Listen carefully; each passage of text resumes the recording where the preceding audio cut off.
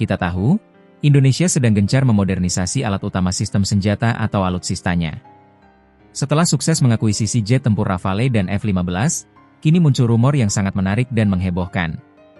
Indonesia dikabarkan sedang mengkaji rencana untuk membeli 42 jet tempur J-10 dari Cina. Angka 42 ini bukan jumlah yang sedikit, dan jika benar terrealisasi, ini akan menjadi langkah besar dalam hubungan militer Indonesia dengan Cina. Kenapa J-10?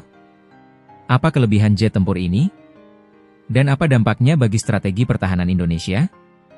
Mari kita kupas tuntas berita ini.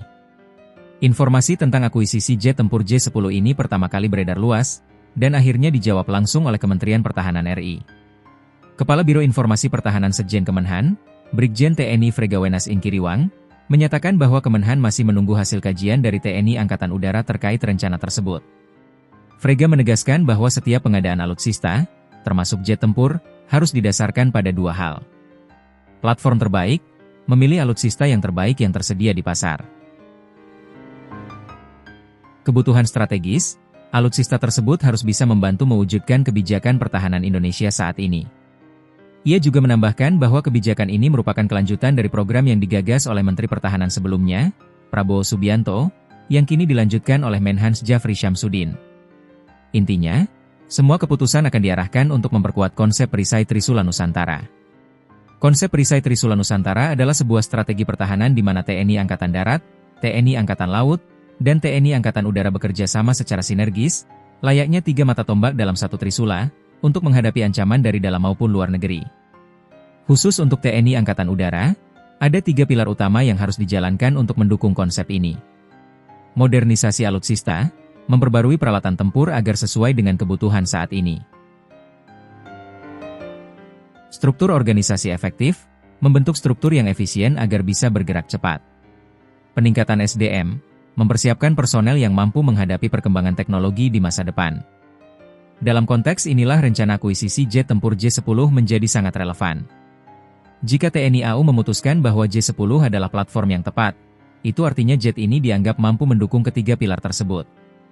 Yang membuat berita ini semakin menarik adalah adanya pernyataan yang sedikit berbeda dari Kepala Staf Angkatan Udara, Kasau, Marsekal TNI M. Tony Harjono, pada bulan Mei lalu. Saat ditanya soal kabar pembelian jet tempur dari Cina, Kasau Tony menjawab bahwa TNI AU bersifat menunggu kebijakan pemerintah. Ia menegaskan bahwa peran TNI AU adalah sebagai pembina kekuatan, sementara pengguna kekuatan adalah Panglima TNI. Tony bahkan menyatakan, jadi jenis apa saja, termasuk pesawat dari mana, jenisnya apa, kita menunggu arahan dari Kemhan. Mau dari Cina, mau dari Amerika, kita siap menerima. Pernyataan ini menunjukkan bahwa keputusan akhir ada di tangan Kemenhan, dan TNI AU akan menerima apapun yang diputuskan. Ini menambah lapisan misteri di balik rencana akuisisi ini. Jika benar Indonesia mengakuisisi jet tempur ini, kemungkinan besar varian yang akan dibeli adalah J-10C. Jet tempur ini dikembangkan oleh Chengdu Aircraft Industry Group, CAIC, dan punya julukan Vigorous Dragon.